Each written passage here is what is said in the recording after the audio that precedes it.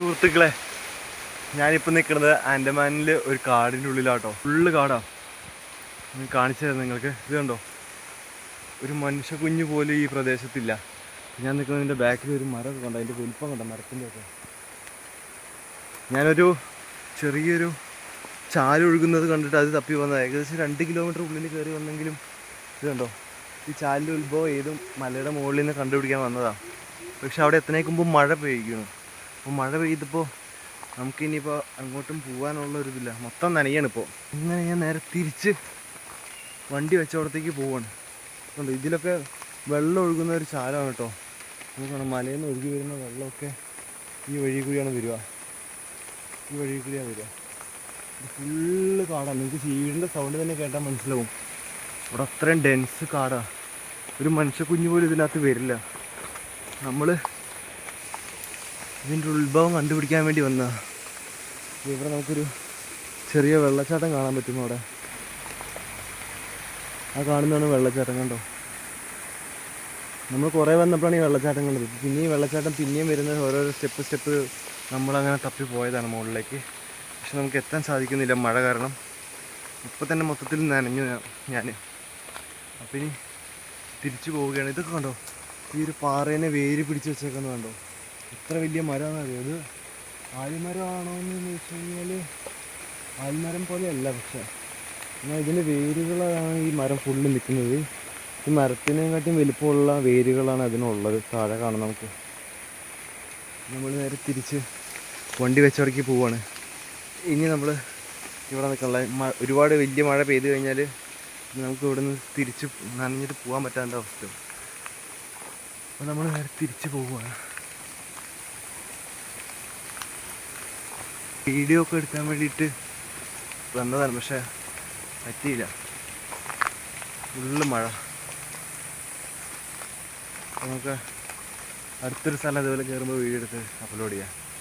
കണ്ടോ, അപ്പോൾ ചെറിയ മഴ മാറി. നല്ല ചീവിടിൻ്റെ സൗണ്ടൊക്കെ ഉണ്ട് ഇവിടെ. പണ്ടത്തെ ഉപേക്ഷിച്ച് പോയ വീടുകളൊക്കെ ഒരുപാടുണ്ട് ഇതിൻ്റെ ഉള്ളിൽ. ആരും താമസിക്കാത്ത വീടുകൾ. അതിൻ്റെ അടുത്തേക്കൊന്നും ഞാൻ പോകണില്ല, കാരണം ഏതെങ്കിലും ട്രൈബുള്ളവർ അതിൻ്റെ ഉള്ളിൽ താമസിക്കുന്നുണ്ടെങ്കിൽ ചിലപ്പോൾ അവർക്ക് ഇഷ്ടപ്പെട്ടു എന്ന് വരില്ല നമ്മൾ ചെല്ലുന്നത്. അതുകൊണ്ട് ഞാൻ അങ്ങോട്ടൊന്നും പോകണില്ല. കണ്ടോ, നടക്കുന്ന വഴിയൊക്കെ നിങ്ങൾക്ക് കണ്ടാൽ എത്ര ഉള്ളേരിയ ആണ് കണ്ടോ. ഇതൊക്കെ മഴയത്ത് വെള്ളമൊഴുകി വരുമ്പോൾ ഉണ്ടായ വഴി കേട്ടോ. അതിൻ്റെ ഉള്ളിലേക്ക് വന്യജീവികളൊക്കെ ഉണ്ടാവാൻ ചാൻസ് ഉണ്ട്. എന്നാലും കണ്ടോ, ഞാൻ ചങ്ങത്തി നിൽക്കുന്ന എവിടെയാണെന്ന് നോക്ക്. ഇവിടെ ചെറിയൊരു തുറന്ന പ്രദേശമാണ്. നിങ്ങൾക്ക് അവിടെ കാണാം. ഇവിടെ അടുത്തൊരു വീടുണ്ട്. ഇത് ഇടിഞ്ഞു പൊളിഞ്ഞ് നടക്കുന്ന ഒരു വീടാണ്.